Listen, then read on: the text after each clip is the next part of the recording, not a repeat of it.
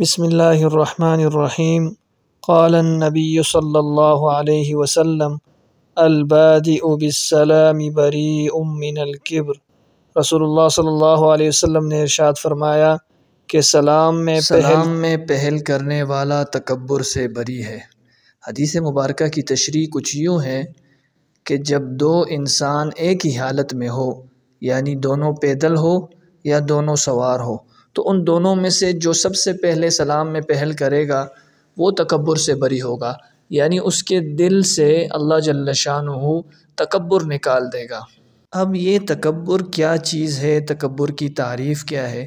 تکبر کی تعریف یہ ہے کہ دوسرے انسان کو اپنے آپ سے حقیر سمجھنا اور اپنے آپ کو تمام کمالات کا اہل سمجھنا اور اس کو نااہل سمجھنا، یہ تکبر کی تعریف ہے۔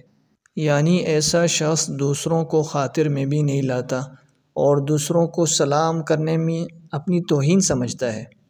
یہ نہیں چاہتا کہ میں پہلے سلام کروں، یہ چاہتا ہے کہ لوگ مجھے سلام کریں، اور یہ اپنے آپ کو بڑا سمجھتا ہے۔ تو حدیث مبارکہ میں یہ ارشاد فرمایا گیا کہ جو سلام کرے گا تو اللہ جل شانہ اس سے یہ جو خصلت ہے، بری خصلت، یہ اللہ جل شانہ اس سے نکال دے گا، تکبر کی۔ تکبر کی مذمت قرآن مجید میں بھی آئی ہے اور سینکڑوں احادیث میں اس کی مذمت آئی ہے۔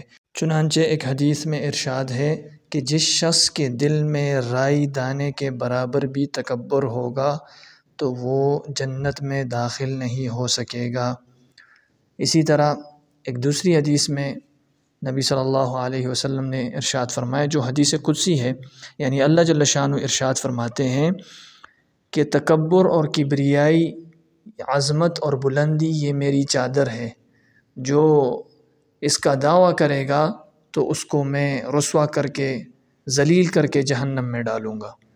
چنانچہ تکبر بہت گناہ ہے، اس لیے اپنے آپ کو حقیر سمجھے اور لوگوں کو اپنے آپ سے اعلیٰ اور بالا تر سمجھے۔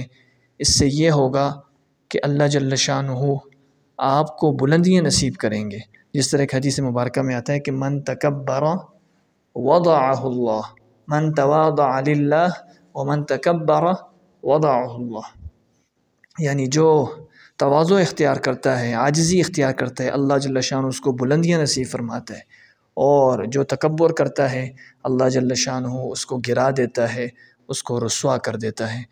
تو یہ تھی آج کی ہماری مبارک حدیث اور اس کا مفہوم۔ امید ہے کہ آپ کو یہ حدیث سمجھ آئی ہوگی۔ انشاءاللہ اگلی حدیث میں آپ کی خدمت میں پیش ہوں گے۔ والسلام علیکم ورحمۃ اللہ وبرکاتہ۔